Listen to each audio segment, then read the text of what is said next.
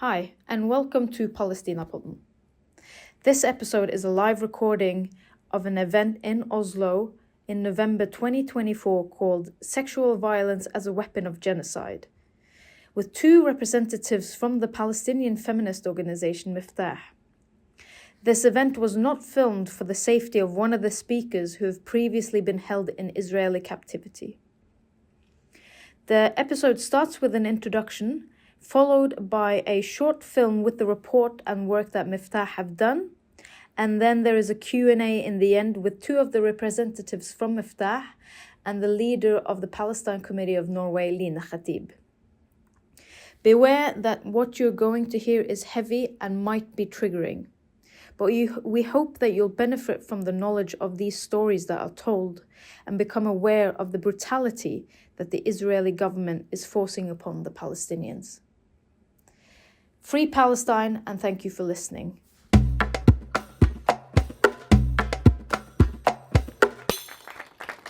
Hi everyone, thank you all for joining us. Like Lina said, my name is Khadija. I'm here with the organization MIFTAH.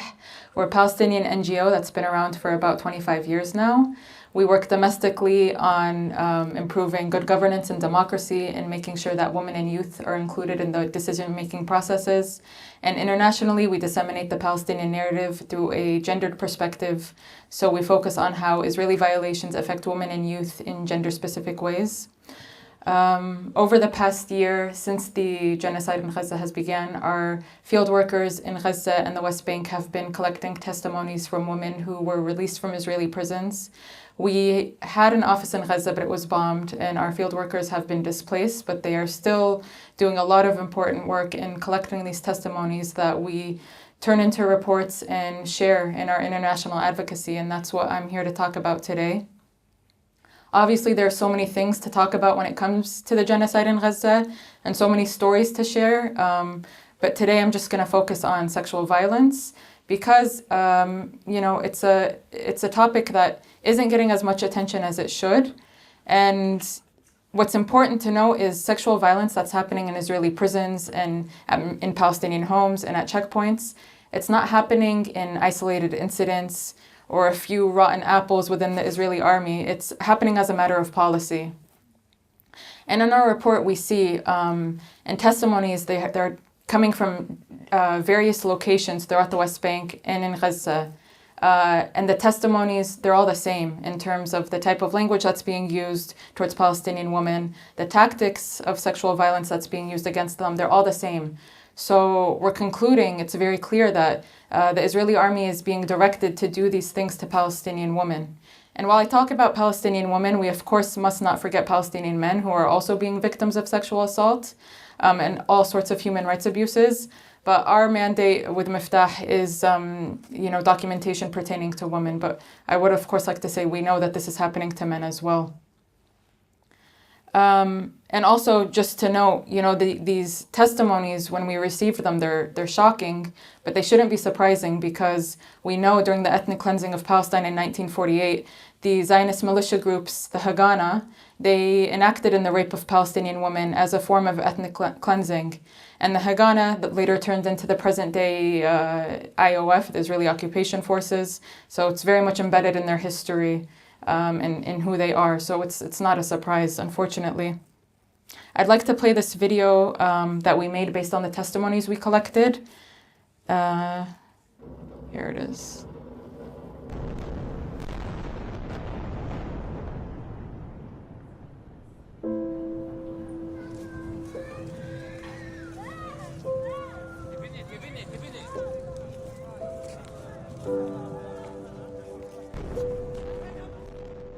During the Israeli genocide in Gaza, many women have been abducted to unknown locations. Israel has also accelerated its mass arbitrary arrest in the occupied West Bank during the same period. MIFTAH has collected testimonies from several women following their release from captivity. Here is what some had to say about their horrifying experiences.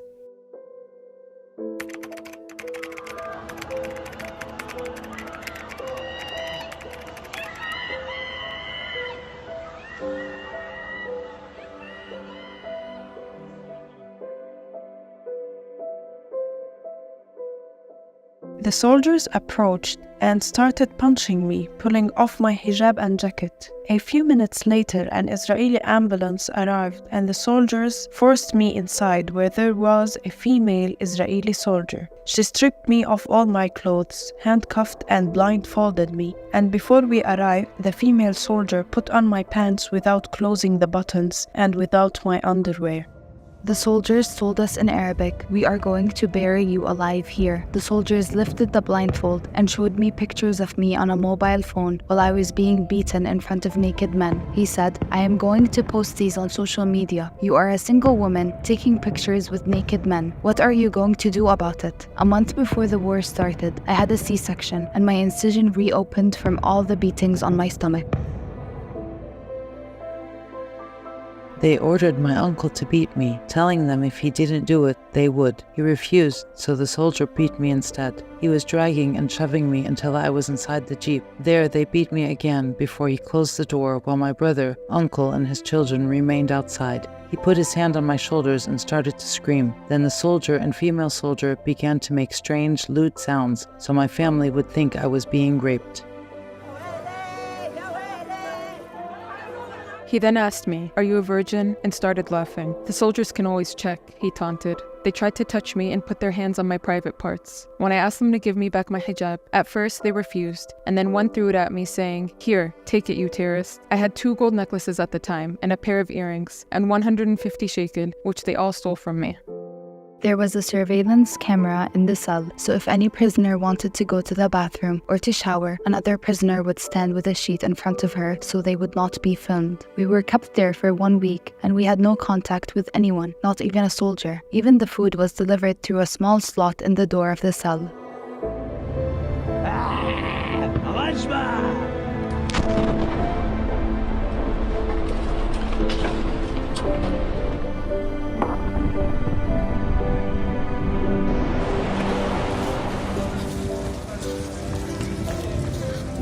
That day it was raining, and I was taken out into the courtyard under the cold rain. They took the blindfold off so I could see the soldiers frisking me and making loud sexual gestures. There were many times I urinated on myself because they would not allow me to go to the bathroom. My period came prematurely because of the terrible beatings. When I asked them for sanitary pads, they gave me one for the entire day. On the second day of my cycle, I was forced to kneel on the ground, and the soldiers stepped on my back before they dragged me like a dog.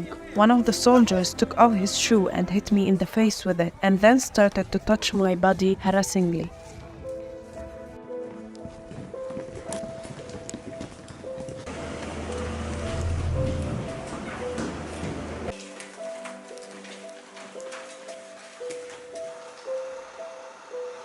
I was in solitary confinement and the room was very dirty. Cameras were installed in the room and there were rats. Even when I was on my period, they refused to give me sanitary pads and other things I needed for this time of the month. I was in a bad mental state because of the interrogation and beatings, and all I could do was scream. They would curse at me and refuse me treatment, even though I was sick. They refused to give me anything to drink, so I was drinking from the dirty sink, which was full of rats.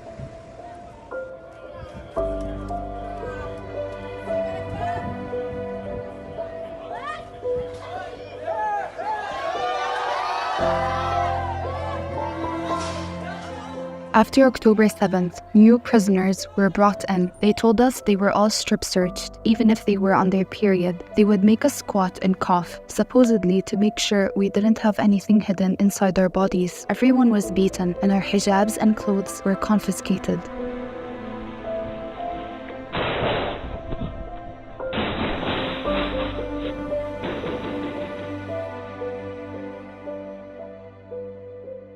They took us to an empty lot with nothing and no one. We spent the entire day there before they took us to another area where we were forced to strip. The female soldiers were making sexual sounds and biting their lips while they stripped us. The male soldiers were peeking at us while they were shackling our legs, laughing and cursing us, and using suggestive language about our honor and our private parts. They were also making sexually harassing movements in front of us. One method of torture they used during interrogation was to force us to kneel on the ground while the female soldiers would ride on our backs. They would make a heavy female soldier throw herself on us.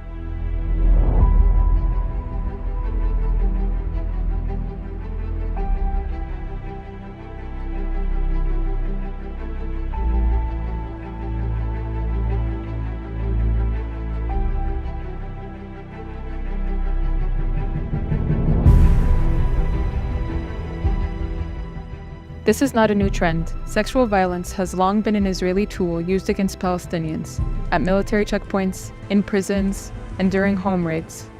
This is just part of the Israeli crimes committed with full impunity and enabled by international inaction for decades.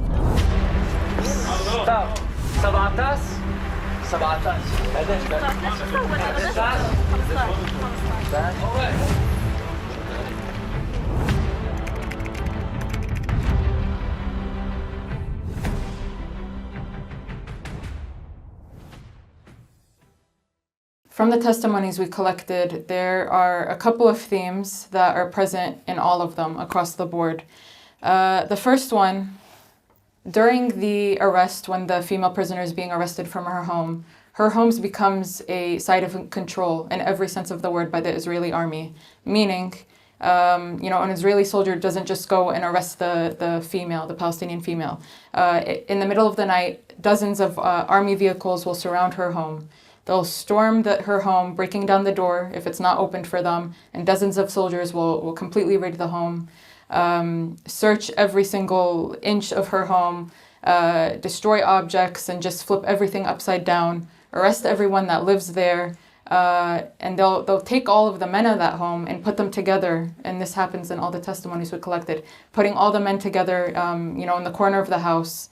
And in many cases, they'll instruct, like let's say it's her father, her uncle, her brother, they'll instruct the man to beat the woman, the Palestinian woman that they want to arrest, saying something like, you didn't raise her, look what we have to take her because you didn't raise her right. You have to beat her in front of us right now. The man will refuse, and so the army will then beat her in front of the presence of all the men in her home. This just, shows what they'll do during the raid. But doing the beating, or they'll even take the woman away from the men, and then they'll be in earshot. They'll make sexual noises as if they're raping her, and the men are, they're handcuffed, surrounded by soldiers, unable to do anything to stop it. It's part of a greater tactic of psychological control. Psychological control of men when they raid the home and completely take it over. The man in Palestinian society is the protector of the home and of the woman in that home, making sure that he's not able to do anything. It really is an attempt to, you could say, emasculate Palestinian men. And this happens, in this way, and then also when they post photographs of men stripped down to their underwear and parade them through the streets in Gaza. These are all different ways to psychologically try to break down the society. Another way this happens, these photos that the Israeli army very proudly posted of themselves holding the lingerie of Palestinian women as trophies almost. And anyone who knows anything about Palestinian society, it's more conservative. Women wear hijab, jilbab, whatever it may be. This isn't something that's public for Palestinian women. So doing this, it's a tactic of slut shaming. And even in videos, they'll say Palestinian women are the sluttiest in the world. It's another tactic of psychological control and trying to break down society and these sensitive aspects. And, like I say, it's an attempt, a failed attempt, but that's ultimately what they're trying to do. And this in itself is a form of sexual assault. Another thing we see is psychological breakdown before the interrogation. Psychological breakdown can happen in a variety of means, beating, starvation, just keeping them blindfolded in a corner for hours and hours before their interrogation. Another tactic is sexual violence as a method of breakdown. And this can happen through inappropriate touching, inserting objects into the female prisoner, removing her clothes, removing her hijab, stripping her naked, whatever it may be. These are all different forms of sexual violence that happen before the interrogation to mentally break her down. So Ben-Gvir, the Minister of National Security of the Israeli Army, he created the anti-terror unit. I don't even know the proper name and I don't care to know, but the anti-terror unit in the military, which monitors and surveils Palestinian content, and anything that's seen as incitement to the security of Israel, that is enough reason to carry out an arrest. So since October 7th, nearly 12,000 Palestinians have been arrested by Israel. 11,000 of them are under administrative detention. Administrative detention means there's no charge or trial.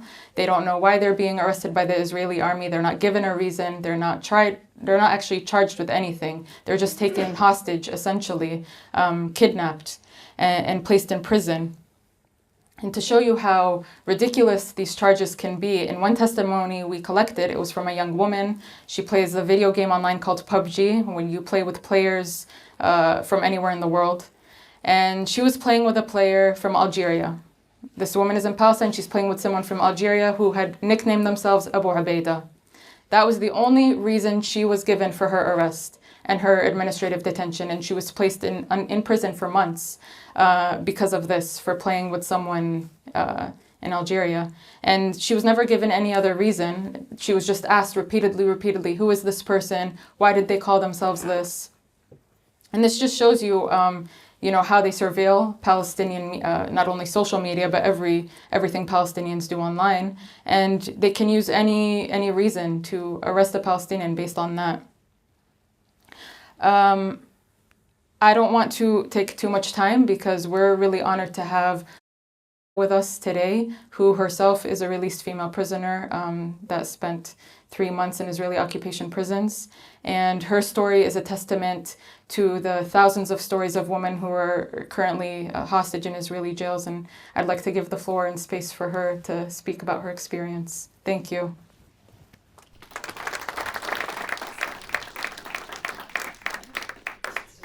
Good evening, everyone. I'm a social and feminist activist in Palestine. Basically, maybe we can go through the journey, maybe not journey, but about the situation in the prison today, specifically at the Damon prison, which is basically the only female political prisoners in historical Palestine. Basically, maybe I start with what happened and how is this also meets the story of other women. I was arrested at the borders of Palestine. As you might know, that it's controlled still by occupation. So on our way back to Palestine, we have to cross the Israeli border, basically, or the border controlled by Israel. And I was detained for around 3 hours. Basically, I was asked just to sit on the chair, and then someone came and he was like, we would like to ask you a few questions. I followed, and then all of a sudden I found myself at the emergency exit with a big military car waiting on me, and with like 1 unit of occupation soldiers. And then they informed me that I'm being arrested. I was so shocked. I asked why, and he said, like, when you come with us, you would know. So basically, I got blindfolded at the same moment, handcuffed, and they put me in this big military car where I basically was surrounded with male soldiers all around me. The basically trip started with reckless driving with the most loud Hebrew music in the car, and for me not being able to see what is happening around me with this crazy Hebrew music and the screaming and the reckless driving. I think it was the most scary moment where I could relate when Khadija said that they try to break you basically psychologically before going to the interrogation center. They drove until a military base where I lost the track of time and location, and since that moment I basically disappeared. It was like more like a kidnapping. My family or my friends and anyone couldn't know where I was. They drove to a military base where I tried to see through the blindfold, but I could, of course, know from previous experiences of Palestinian prisoners that they take you to a military base.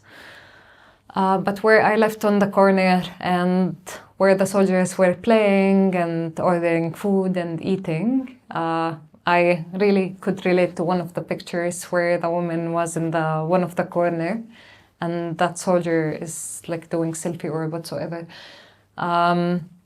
So basically I was left with, for a few hours, I couldn't tell the time. But then another military car came and they drove me to the interrogation center, where I was held in a cell first, where it was really small, only cement. It has no windows, only with the door, very dark, and didn't have any light or anything or any toilet. I was held for, I would say, an hour first before they come and strip search me. Then they started to play this game of also breaking, psychologically breaking before the interrogation. So every now and then, first they came and they opened this small window in the door and they asked, like, who are you? What is your name? I was like, dude, you just kidnapped me. I'm sure you know who am I, so I'm not answering that question. And he got so angry that I stood up against him and I didn't follow basically his lead. So then they started to send another interrogators or soldiers, I couldn't tell, behind the door, but they started to make more louder noise with opening and the closing this small window, and started to do more verbal sexual assaults, basically verbally, threatening me like with like we will do this and we will do that, and basically one after another. The next one, he tried to convince me to come closer to the door, and I was like, I'm not moving. So that also increases basically the terms that they were using. Then I was dragged to the interrogation office. I thought that I will be interrogated at least, but as you might know, under administrative detention, you don't get interrogated. It's just basically there is a difference between being interrogated by the intelligence and being questioned by the police. And under administrative detention, you basically get a question by the police, and they could ask you anything. In my case, they were just interested to know how I left. I came into Europe through Rome, and then I left through Berlin, and who goes to Rome in February, and it's a pile of rocks basically. So all of these silly questions, I think they just wanted to spend the time, and also making some fun about Palestinian men, and making comments that if Palestinian women, they were the lead of the Palestinian cause, you would have freed a long time ago, because your men, they come here and we see them crying in the cells. And he started to also describe like what do they do to men. It's also part of the psychological break that they were trying to do. I was like, I'm not going to engage or answer anything until you tell me also again why I'm here. And he told me like, no need. We're just informing you that you're going to be under administrative detention and you're going to the prison. So in the first few minutes, I knew that I'm going to be under administrative detention with no basically court, with no hearing, without any basically court decision. It's a military order. And just a background, there are two kinds of prisons in Palestine and historical Palestine. And it's very ironic that I'm, as a Palestinian who has West Bank ID, I cannot travel to historical Palestine who's under the Israeli now occupation, like Haifa, for example, but they can actually kidnap me and drag me from wherever I live to basically to go to Haifa, to the prison, and all of a sudden it's legal. So basically they took me to, there are again two kind of prisons at the occupation system basically. It's the one that is a criminal base, civilian basically prison we call it. It's for the people who stole, who, I don't know, had the problems with anyone. It's a criminal base, and the other prisons is the political prisons for Palestinians. Usually the station that Palestinian female prisoners, they bring them to is a civilian inmate, like male's prison, basically. And this station, every single Palestinian female prisoner, they pass before they bring her to Adamon prison. This prison where basically it's the hardest thing when they bring you from the military base or interrogation base until you arrive to the prison. I think it's the chance for soldiers. Basically no accountability. They know that they could get away from anything, and mostly there is no cameras, or you could not prove, even if you prove, they will not held accountable. So basically it's the hardest hours because you know that you will get beaten up basically.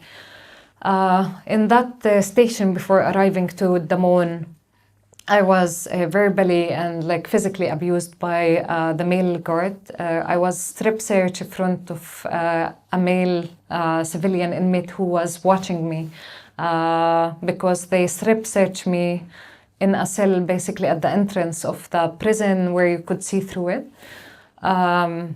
That cell, it didn't have anything, and like no blankets, no mattresses, like nothing. It was so cold, and they also took my coat away from me, and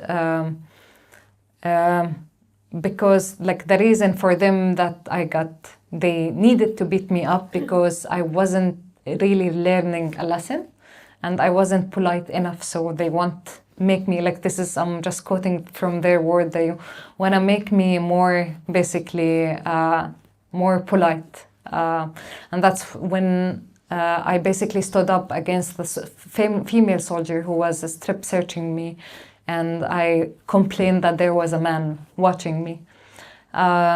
So then that male guard, because I got in a fight with the female soldier, he came and he started to beat me up, and he told me that they're gonna upgrade me and send me to another cell basically.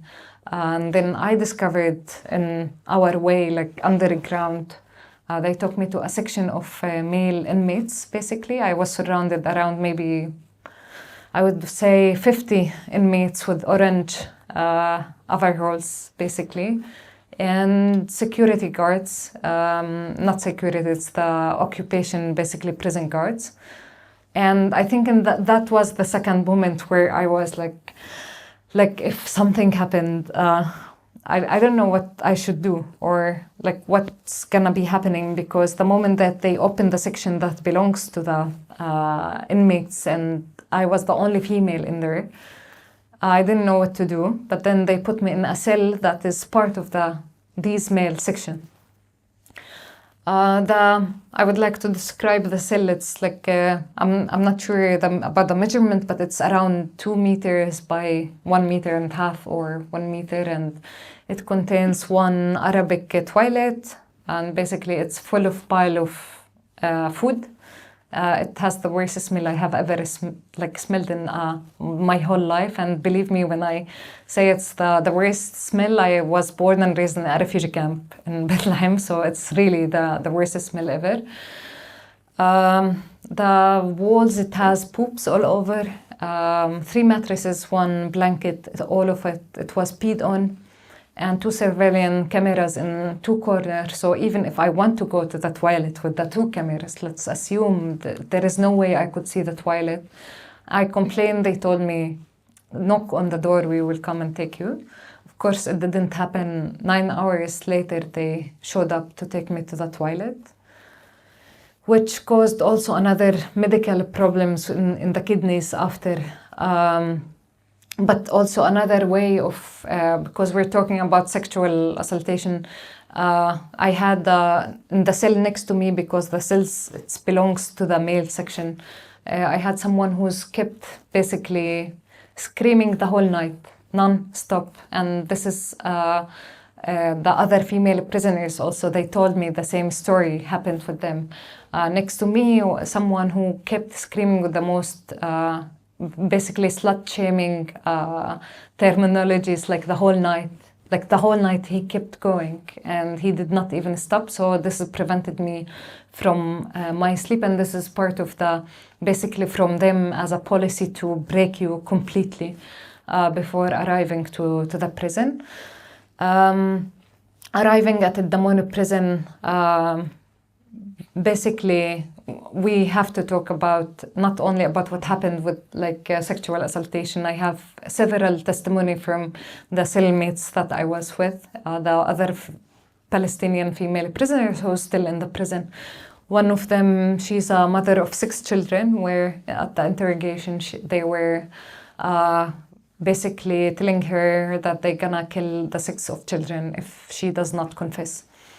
And she was also telling how, because they arrested her while she had a 4 months baby, and she was sharing that how the milk basically was like she was breastfeeding her all the time, and all of a sudden she's in interrogation that it will appear front of them, it's on her clothes, and they will start to make comments about it, to make fun of it, and how they saw, like they seized her basically hijab, and they start to make comments about her, because her husband is under administrative detention. So the 6 children today, they are without the presence of their mother or father. And they started to make comments about that her husband in the prison, that she could go with any man, and she is sleeping with any man basically, and so she could go with one of the interrogators to their homes, and also coming closer to her, trying to opening her legs, and like coming in between, touching her hair, and trying to come closer even to her face, and spitting. And she was describing there is no way on earth that someone is spitting as natural. Like they must be having trainings in this, because it's unbelievable. The other also stories that one of the girls, she told me that we have to also think about the Palestinian prisoners, that with sacrificing a lot of hunger strikes among the history, the situation in the prison got better. So a lot of previous prisoners, they describe the situation now as it's in the 60s and 70s. We have to understand that all of the benefits that the Palestinian prisoners they had before, it came along with a lot of hunger strikes and sacrifices and a lot of blood. That's why it's got better. But now they seized everything. And in previously the squats, like for female and coughing, it was not allowed for political prisoners. Now they are using it again. So one of the female prisoners, she shared with me that she had her period, and she told the guard that I have my period, and she was like, no, you still have to squat and like cough. And when she did that, and then she saw the blood, she started to make fun of her, and like with like her period. It's like she said it's one of the most like hardest moments for me, that I couldn't even stand up like for my dignity and for myself. Another story is also like that I personally went through. One of the female guards, while let's make sure that when they blindfold us, because at the prison it's like both in our hands and our also feet, and they blindfold us whenever we want to go to what's so called the clinic. It's a butcher, it's not a clinic. To the lawyer visit or to our court hearings, they do this. Although that like I'm not even exaggerating. Like the court is, and any facility in the prison, it's like that door away, like basically, and they basically again use all of these behavior in order to break you. And this is, I think, what prisons were made to break your soul, not only your body. So when I had a court basically, and this female guard, after blindfolding me, she started to make sexual noises, and she started to come even closer to my face, and I froze. Like I'm hearing her, and I'm surrounded by so many guards. I froze, and I think for a few days I didn't talk about it, and then I talk about it to the next court. And we filed an official complaint. I personally had a court case against her. I did all the legal stuff, and surprisingly, it was used actually against me. Basically, what does this mean? Like whenever I had a court or a lawyer visit, they were bringing the same female guard to handcuff me, blindfold me, and put cuffs on my body. And she like whenever I complain that it's very tight, also she makes it even tighter. And I don't think that's a coincidence, because it's happening with all of the female prisoners. There is another story that one of the Gaza female prisoner who made it to the moon, because most of also the female prisoners from Gaza, they still under forcible disappearance, and maybe we don't really know about the numbers or where they are until today. She said that basically they put her on a pile of men. Basically they put a pile of men like on the top of each other, and they put her on the top of them. And she said that during this, men, they were telling her, please excuse us, like we consider you as a sister, please. And like she was sharing with me how much she felt also so like ashamed and like disgusted, and like she doesn't want her body anymore. And it's really strange how, like, it's not strange, I think, with victims of like sexual assaultation in general, they disconnect with their bodies. And I would like to share a story in the prison.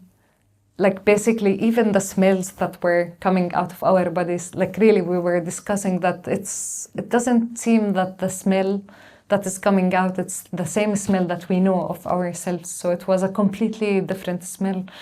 The way that they also used periods against us, women who were pregnant also, the way that they treated them, it was basically, I also would like to share one of the stories of the pregnant women who she kept complaining that she's losing weight. Like women in the prison, they lost between 8 to 35 kilos. And one of the women, she was the pregnant woman. She was in her 7 months, basically. She complained that she's sure that her baby is losing weight because she's losing weight. And she complained to the court. So by a court decision, they managed to take her to the hospital, handcuffed, feet cuffed, and blindfolded. She said when she wanted to go to the toilet, they didn't even allow her to have the handcuffs away. She basically, the female soldier came in, and she is the one who undressed her and put back her clothes in also not a comfortable way. And the moment that they arrived hospital, they basically didn't even have the feet cuffs away or unlocked. They basically carried her and like put her in the bed in a very harsh way. They never also got the handcuffs away. They made sure that the baby is okay. They never told her how is the baby or how is everything, and she, like, how does she know? Like, it's very important to remember that we were in a complete isolation. We didn't even know what was happening around us. 23 hours in our cells, basically. Whatever is happening around, when the sirens goes on, the guards, they come and tell us, we have a Jewish holiday today, so don't make any noises. And then the sirens starts. All of a sudden, no guards in the prison. They go to the safe room, basically, and we were left alone. Of course, it was an awesome moment for us because at least we could speak to each other through doors. But this is how much we were completely isolated. We thought, okay, maybe it is really a holiday. But again, how the legal system works against you. With the pregnant woman, for example, the prison sent to the court that we asked her what vitamins does she take. She said, I don't know. And she's a liar. Her baby is okay. It's still the same weight. She's not losing weight. I mean, her baby was basically got the whole nutrition from her bones and her body because she's the one who's losing weight. And for them, no, here is the evidence that the baby weight did not change. And with regard to, also this moves me to food, for example, when the occupation in the prison, they realized that most of Palestinian female prisoners, they don't have their periods anymore because of the food and because of everything, because of the cold. We didn't have warm clothes. They start to we were not prevented from having any seasoning or salt on our food. No salt, no sugar, because they thought it was a privilege to have any of them. Sorry. So basically what they did, they started to put شو يعني كرفة? Cinnamon. They started to put cinnamon with chickpeas. Because cinnamon basically is a natural thing that brings the periods. And it was the most disgusting thing I have ever eaten. And but yeah, this is how they thought that they are treating kind of like medical even issues at the prison.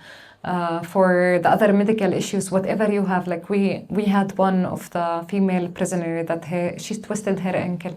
She went to the clinic and they told her, you're not drinking enough water.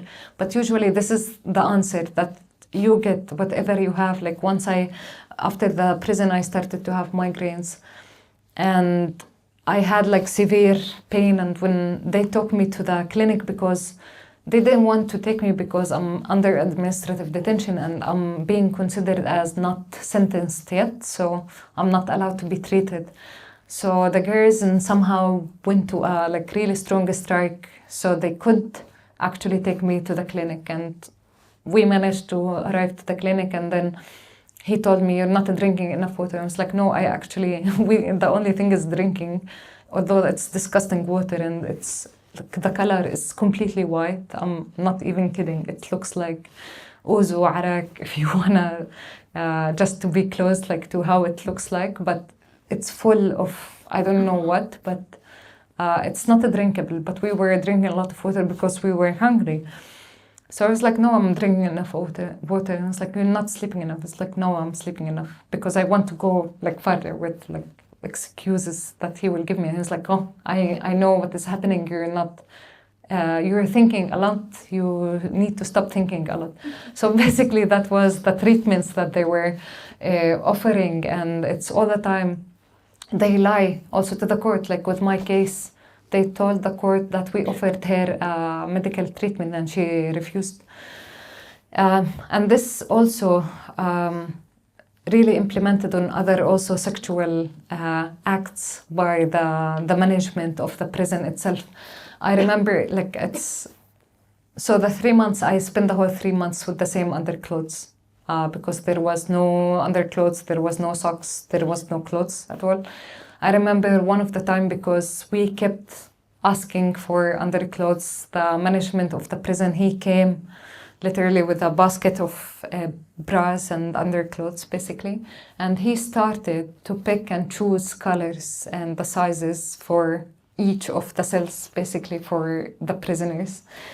And for us, it was like no, our dignity is also, we're not also allowing you to deprive us from our dignity. So we basically threw them away, or we didn't even allow him to bring it to us because the way that he was touching the underclothes and the bras, it was so disgusting. And even the way that they brought us clothes, they would throw them in the middle of the prison and they ask women to come and like choose, and it was the clothes that they brought us. It was from Al-Ashbal, which is the younger, basically Palestinian prisoners who was under 16. They used to be in the same prison, but different section. So whatever left over, like one of the t-shirts that they put, it was full of blood. So it was belonging to one of the young Palestinians who got arrested, and apparently he was injured. So this is the kind of clothes that they were bringing to us. And I think today it's much, really, I would say worse than when I was in the prison. Not only regarding food, the amount, they seized the shoes, for example, today the prisoners, they don't have hairbrush, they're not brushing their hair, and basically they don't have toothbrush. They seized even the needle, which was a big thing for the Palestinian female prisoners. And I remember as like the needle is so important because when they seized our shoes, basically they gave us a plastic slipper, and this plastic slipper started to get broken basically, and we used the needle basically to sew it with like our hands basically. So they also considered the needle as their basically enemy. And I remember one of the night ambush that we had, because they used to come a lot to ambush us, although there is nothing to seize, like we don't have tunnels, or we were all the time joking about it, like you're coming with a full guard and arm basically unit to search for what, like you strip search us so many times before we come into the prison.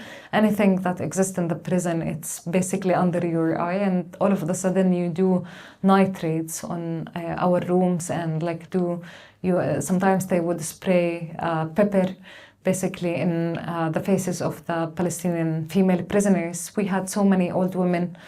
It's very important to mention that they really need medical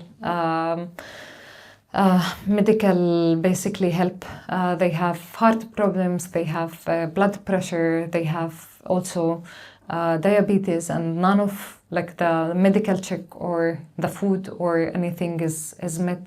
And we're not saying this only to sit here and like just to raise the awareness or to consider this as a place to share my feelings as a way of therapy or anything. I think it's beyond that, because we believe in the power of people. Like I remember we were completely isolated, and one of the time we heard that students at the US universities, they basically managed to cut the fund over like to the Israeli companies, and there was a lot of demonstrations, and I think that was for us a light of hope. And we all the time when we heard about the demonstrations and what people are doing, it was doing something to us. And that's why we don't want to consider this space as only of increasing awareness. We're looking for, or personally I look for beyond that, because the voices of us, to be honest, is not really, it's not gonna last forever. I mean, by the same persons. Of course, people comes and goes, but like we threatened all the time to go back to the prison. And even when I got released, I feel that I'm still living in a smaller prison, that every time I go back to Palestine, they detain me at the borders, they give me a lot of threats. And it's the same with the other Palestinian female and male prisoner. They use collective punishment against us. And like this is what we need to keep in our minds, that we have, like, we're not on the same page, and it's with all the system in the world, it made us different people with different privileges. And I do believe that a lot of us, we have different privileges from each other, and the way to go forward is to use every single privilege that we have as a person, as an individual, as a community and society, to voice out what is happening, because I'm not sure if the systems is gonna get better with letting the genocide in Palestine to go through, and to let them get away with it in Sudan, also to get away with it in Congo as well. So I really hope that these kind of events is not being taken as only a space to share only, and it will go beyond that. Thank you so much.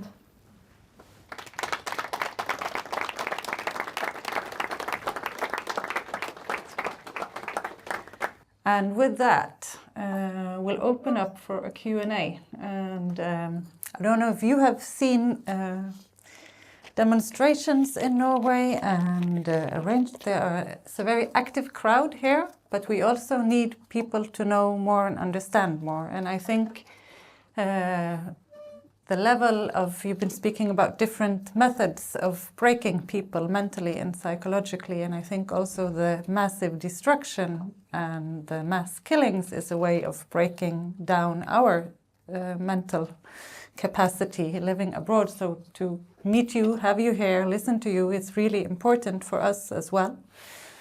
And I'm grateful that you bother to and manage to share your experiences. And I think if you have any questions, welcome. I mean, we are a friendly crowd here with a lot of people with a lot of big hearts. Thank you. I'm just wondering if you could describe what the court cases are like. What is it like in the trials? I've heard some about it before, but if you could tell a bit about that. I can talk about administrative detention. Basically, I got the order on the prison. After arriving to the prison, it's a paper that says the military ruler of the area gave you 3 months of administrative detention. And they don't write, of course, the reasons or anything. So after, I think, within 8 days, you're supposed to have a court. It's called fixation of administrative detention. So within the period of 8 days, you go to the fixation at the court. It's called a secret file. So basically, the lawyer does not know what is in the secret file, and the only one who knows is the prosecution. So it will be like a Q&A by the judge. It will be like, is she dangerous? And then the prosecution say, like, she's very dangerous. The only place for her is the prison. And this is what happened, actually. They say these sentences. But it's all in Hebrew. Of course, talking about my court hearing, I never understood anything of what was happening. They have someone, they named him a translator, but he's sitting there. And it's like a very broken Arabic, and it comes like really lit, like someone has like really bad Wi-Fi. So you don't understand what is going on. And that in the sight of the court, but the court is not held like in person. It's basically via VC, like video conference. And when they take us from the section, like we basically go to one of the guards' office, and you see the laptop, you're not allowed to touch it, you're handcuffed still, both feet and hands. And basically there will be, based on your luck, it depends who of the guards will be. So some guards, they will just stay as guards, and some female guards will come and like mute you while you're speaking, not allowing you to speak to the lawyer, to the court, just exiting from the court.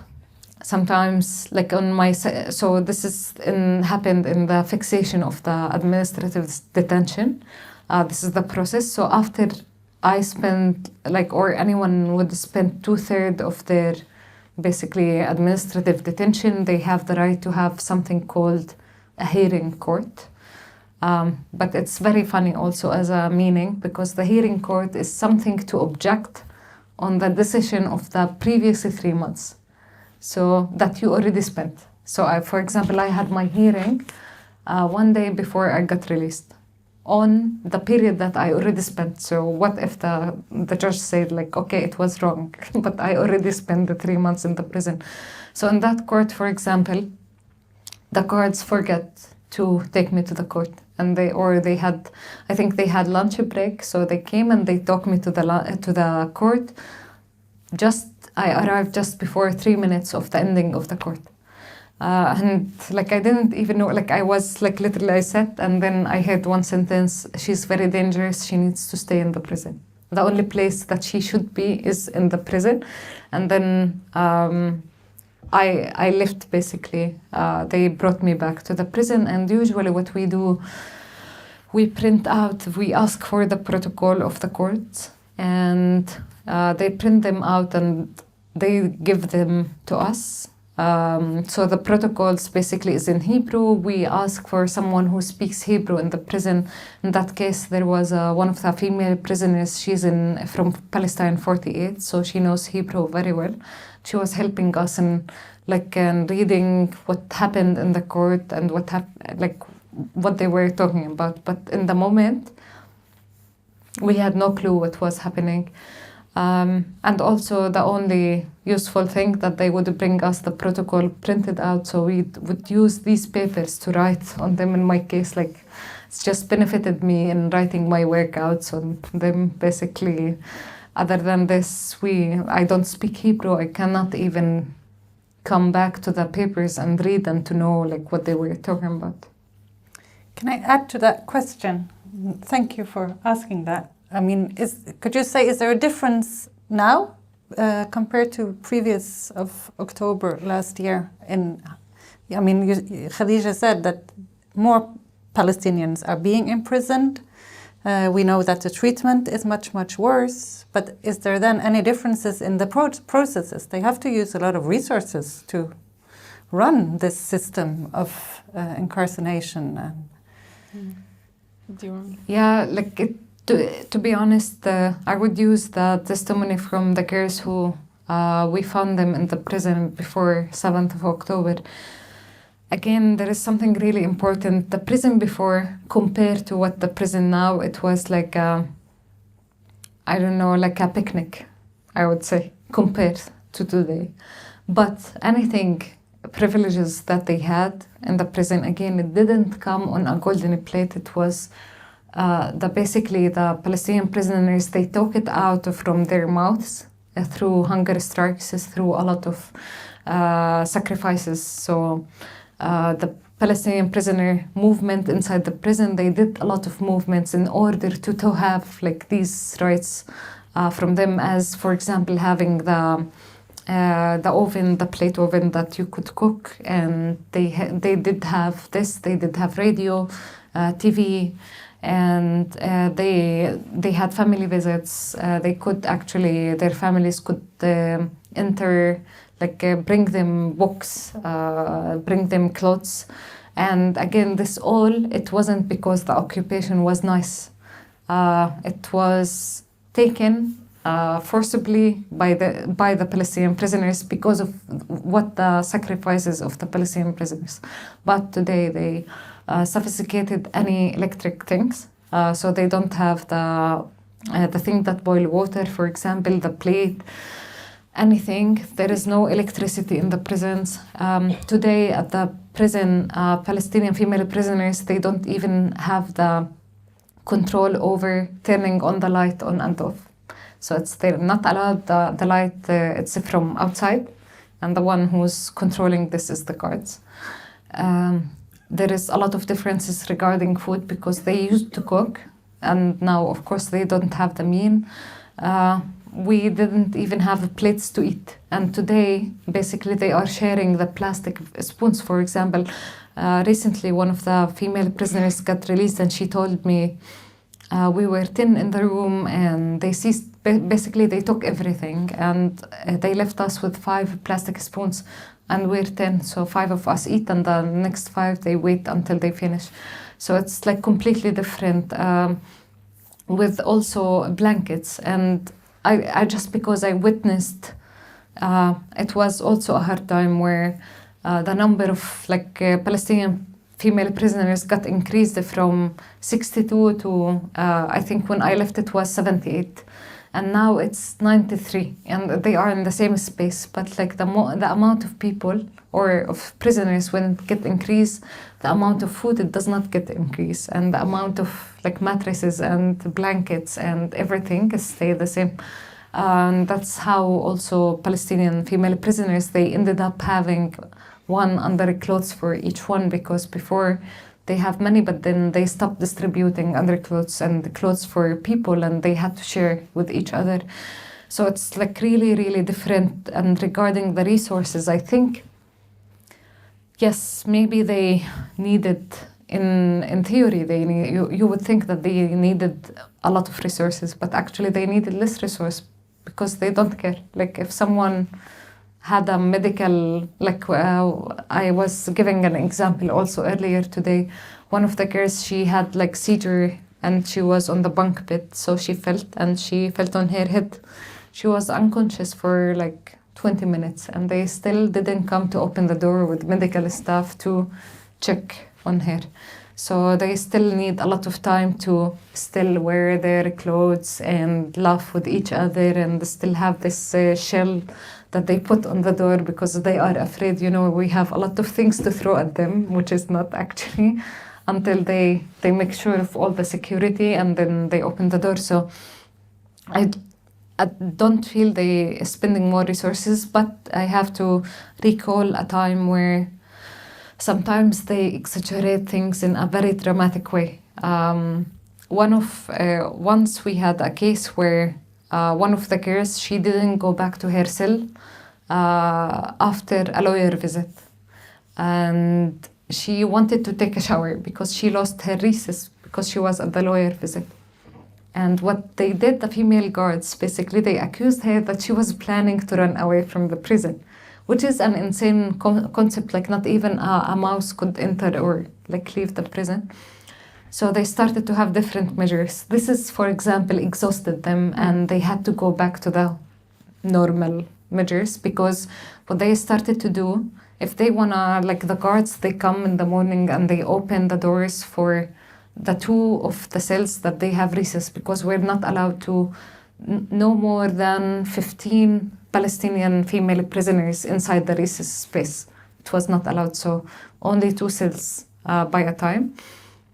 So basically what they started to do, when you leave the cell, and even if you want to go shower and you forget something, you're not allowed to go back to your cell. They close the cell door, and at the end of the recess, they come and they open the door and they count you. And it was a whole like 4 days that it was a hell like for us, because it was so much pressure, so much that you feel that, because this is what we started to feel, that it was also connected to something happening also outside that we didn't know what was happening. But we feel that also everything happened outside, it was projected inside. And today, I think while talking to Khadija, I remembered something. I think she shared with me, like, did you know that there is a space in Gaza that they did it where they take basically people on a tour, like to see Gaza, and it's really the occupation, yes. Yeah. And I was like, this like ring a bell in my head, like I have seen this before. What they used to do in the prison, they would bring groups to look at us, basically, in the prison. And I was like, I have seen this scene before, and like bringing, I don't know, college students, some other soldiers, like it's all the time we were like, did you cut a ticket? Yani it's like, what is this? Of course, as a measurement, like we never stood at the doors, like spoken to them or even look at them, because we didn't also want to give them a weight for whatever they are doing, or like to make them feel that their presence is respected. And I remember that they started to force us to talk to them. So they would come and they start to make the tour, and they stand on the door of the cells and somehow force the female prisoners to respond to them. And for example, they will come and it's like, yeah, you're a terrorist, or like, but you did this and this and that. And sometimes also it's a normal reaction. If you're sitting, the way that the prison is structured, like it's this, here is the door and here is the beds, basically the space where you sit, and you have to, like, sometimes it's like in your face, you cannot hide. And I remember once we like hidden 5 of us in the toilet, and which is like basically like literally 1 meter by half meter. We were on the top of each other, like just not to make them see us, or we don't want to engage in this and somehow legitimize what they were doing. Thank you for sharing that as well. I see there is 1 person here and there is 3 more people. So Helga, Anine. There. Yes, thank you very much. I have been working in a group for almost 10 years now on the rights of the children, the United Nations Convention on the Rights of the Children, and the children in Israeli jails. And in a way, this is different, but on the other hand, it is all the same. So, yes, it's very depressing, because nothing has become better. So just the other question, what are we going to do about it? Do you have any good answers to that question? What can we do about it? The military prisons, imprisoning children, women, men without charges. I mean, Israel, this isn't new, obviously, and we don't we know that the story didn't start last year when the genocide began. It's been ongoing since 1948, and activists and human rights defenders around the world have always been championing the Palestinian cause since the beginning, not just recently, because none of these issues are new. You talk about, children imprisonment. Ahmed Manasra, he's, like the face of child imprisonment in Palestine. And when he was arrested, they changed the Israeli law because he was too young to be convicted. So they changed the Israeli law in order to convict him and imprison him. And that was how many years ago now? 12 years ago. And, so none of this is new. We've always for decades been saying, pressure your politicians and make sure they're acting in accordance with human rights law, whatever that means. But it's unfortunately, it seems like it's to empty ears. It's very clear that the public around the world, not just in Norway, but everywhere, is somewhere, and then their elected representatives and their so-called democracies are just turning a blind eye and very much just following whatever the dollar tells them to do and to vote for. But given that, we always say you have to continue pressuring your elected representatives and whatever institutions you work for, making sure that no dollar that you are paying is going towards the illegal occupation of Palestine. So economic sanctions, academic sanctions, cultural sanctions, whatever it may be, to completely isolate Israel in every sense of the word. And just, I think the public movement is very powerful. And we see this today, how strong it's gotten. And just, I think just keeping up the work that everyone is doing. I can't, I can't sit and give advice on something that's way stronger and so amazing and way ahead of me. What could I tell you all to do when you're all here doing the work?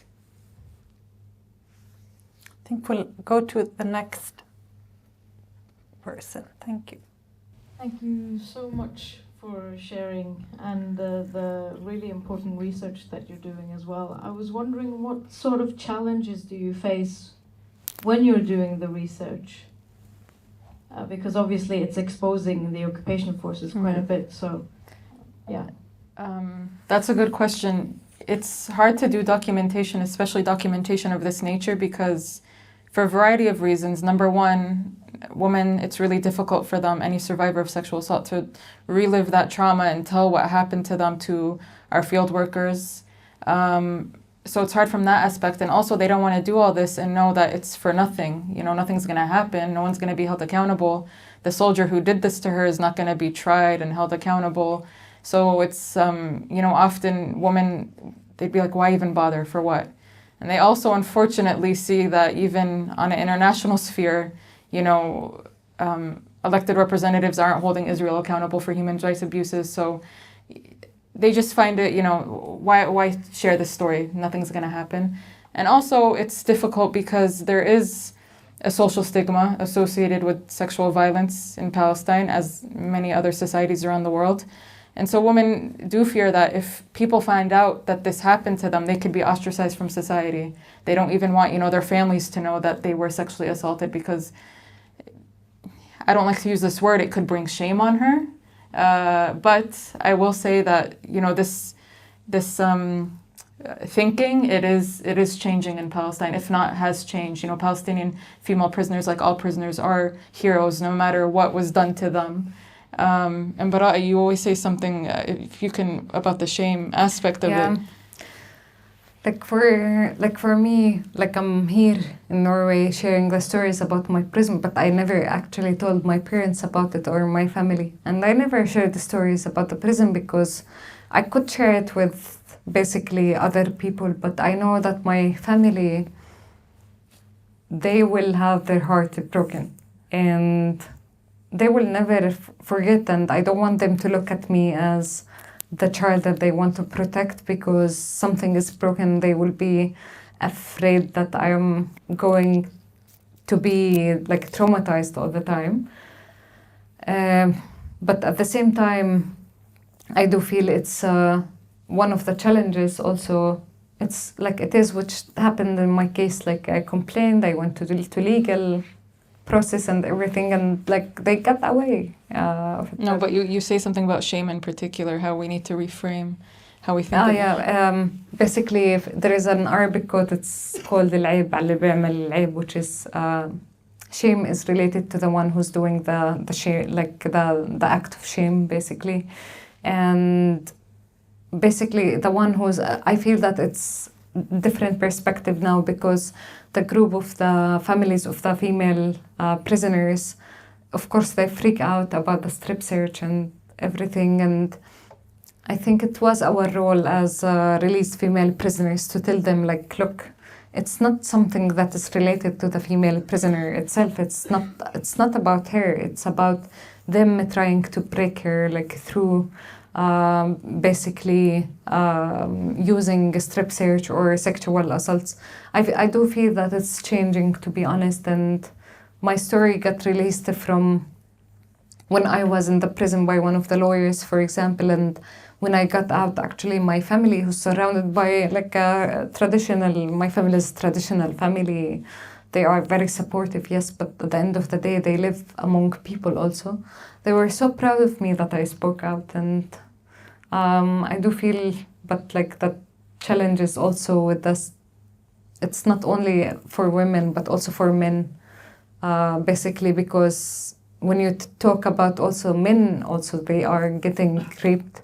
I feel it's even more hard for them to speak about it and what happened, and how they can also get the society to accept it. But I feel it's also there is a different perspective toward sexual assaults, specifically these days, because of the brutality also of occupation. As Khadija said, it's never new. Like I remember reading the story of Aisha Ouda, who was a previous Palestinian prisoner in the 70s, where they raped her and they actually brought her uncle to rape her, and he refused. Then they actually like tortured her by raping her. So I feel it's an old and new like tool that they are using all the time, but yeah, as Khadija said, it's. I feel also from my perspective, it is changing. Yeah, and I'd like to also just say that we did have a testimony of rape from a woman in Gaza, and of course we assure all these women that we're collecting testimonies from that their identity is completely anonymous and protected, and we don't even specify the location that she is, but she still asked that her testimony be retracted because she was afraid she would either get rearrested if the Israeli military found out that she shared her story, or that her family would find out that she was raped, because she didn't want anyone to know. She disclosed it to a field worker, and so it's not in the report that we published, but it's kind of like an off-the-record thing to share. I want to add a question to that, because now the ICC has finally called an arrest warrant on Benjamin Netanyahu and Gallant, and all the documentation processing that is happening now with the South Africa genocide case against Israel and the ICC court. I mean, do you as an organization, MIFTAH, also contribute with this documentation to the international court system? We do, yes. We submit all the reports that we produce, not just this one, but we did reports on settler terrorism in the West Bank. We have, different testimonies and cases from pregnant women and breastfeeding women, from female journalists who are targeted. We're doing research on digital rights violations, and specific to Gaza is the use of AI weaponry that tracks and monitors and ultimately kills Palestinians. And so all of these cases, yes, we do submit them to relevant international fora. Good. Let's hope they actually listen to it. There is time for one more question, if there are anyone else in the room. Yes, there is one person over there. Thank you. I just wanted to ask, in the beginning of the presentation, you mentioned that often both parents are arrested. I just wanted to know what happens to the children that are left alone? Are they taken into prison as well, or are just left behind? So I could talk, You're talking about my friend, or? Because you mentioned an example of the mother. You meant? I mean, just in general, like women that have little children that they breastfeed, do they get to bring them along? Or, and also, oh yeah, thank you. Like in general, women that have small children that cannot be left alone behind are being breastfed, or children that are older and stay at home, do they get left behind, or do they get set? In the case, I can talk about the case of the friend of mine in the prison. The children, they were left behind basically. Of course, she's not even allowed to see them until today. She's not allowed to breastfeed or anything. Also for the pregnant women, I know for sure that they tried the prosecution to offer one of the pregnant women a deal that, okay, we let you out, you go have birth, but you sign a paper that you're coming back after 2 months. So, of course, without the baby. But it's, as far as I know, there was some cases actually in the first Intifada and before where one of the kids, he was in the prison with his mom, the infants, but like for the cases that is currently happening also, I mean, as a mother, this is what I'm referring to the same person she said, because we opened this and we had another cellmate that her mother was imprisoned for 20 years. And she said that she always described that her mother, they dragged her out while she was breastfeeding her brother. So that's why one of the talks that we had in the cell also.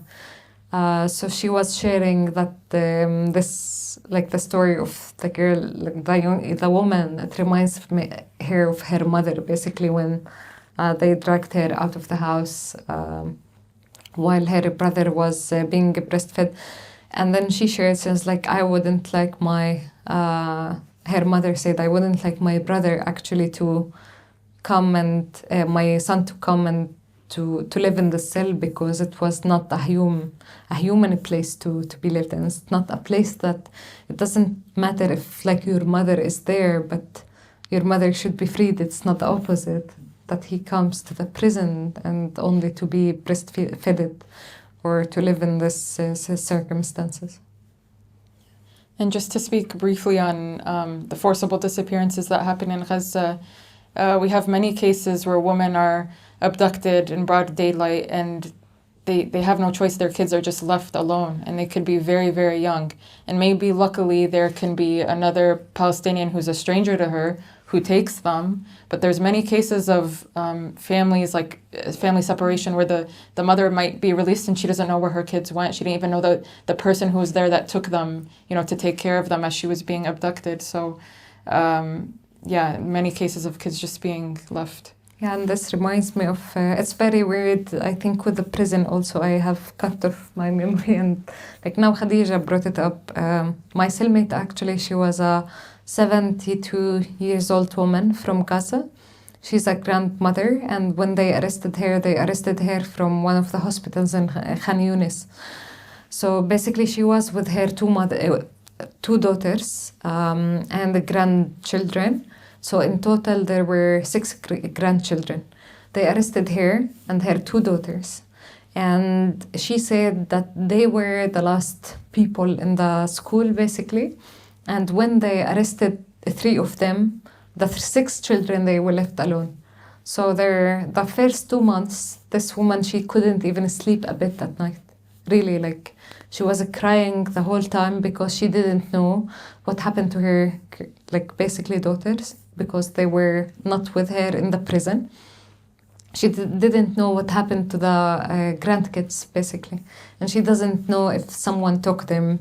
One of them, she was, I think the oldest was 12, the youngest was 1 year old. And this is like a story that, like, from a woman who was with me in the prison, not even from someone I don't know. So basically, yes, they leave children behind. And just one last thing to add, when they raid the hospitals in Gaza, and there's babies in the, is it called the NICU? And the soldiers will take the babies, and then when they allow people to come back, they'll just give the mothers any baby, whether it's the mothers it's not sure if it's their newborn or not because it's a newborn, but they'll just give them any baby. And there was a case where actually it was documented that one Israeli soldier came back from Gaza with a baby. And I'm not sure if you heard about this, but it's documented. He stole a baby from Gaza and brought it back to his wife. Yeah, to his wife. Is there time? One more question, yes. When it comes to challenges with your work, how does the occupation treat your organization or the workers? So I think, like I mentioned, our office in Gaza was bombed, and our field workers, or our employees that were there, were displaced. Our work in Ramallah, it is heavily monitored by like organizations like UN Watch and NGO Monitor, who, take everything we say or tweet or publish and post it and try to make a claim about it. And that's expected. But then some European funders will use what NGO Monitor says against us, and they'll question us about it. So, for example, if NGO Monitor posts one of our tweets... Maybe just want to explain who are NGO Monitor. Not everyone knows. NGO Monitor is an Israeli organization that monitors NGOs in Palestine. And abroad, actually. And abroad as well, yeah. Each organization has like a web page, and then they have different claims that how these NGOs are connected to terrorism. And so MIFTAH, we posted, like just in the past couple of months, 2 tweets that were promoting terrorism by their standards. And, really after they posted this, some of our funders contacted us and they said, can you guys clarify what you meant in these tweets? And are you promoting terrorism? So that's what's most surprising, is that their word is taken as fact. Yeah. I think we'll stop there. I want to thank you again for being here with us, for sharing. And I noticed on the back of your brochures, you have some recommendations what people should do and what civil society and governments internationally should do. Maybe you just want to repeat your recommendations. How? Yeah, I mean, what we're always calling for, there needs to be a 2-way arms embargo. Not only are you not supplying Israel with weapons, you're also not buying them. And the same goes on for dual-use items or any sort of AI technology that's now being developed and tested on Palestinians. There's 4, this isn't in the brochure, I'm just saying it, but 4 AI technologies that are now being tested on Palestinians in Gaza. So it's very expected that these technologies are going to be exported abroad. So not buying into those, as well as any other products. Sanctioning Israel, making sure no settlement products, no Israeli products are entering your country, diplomatic and economic and academic sanctions, holding Israeli settlers with dual nationality accountable for their human rights abuses. Settlements, in their very nature, is a human rights crime. It's not just some violent settlers that should be held accountable. The entire settlement enterprise needs to be held account. And they're all enacting in human rights abuses by continuing stealing more Palestinian land.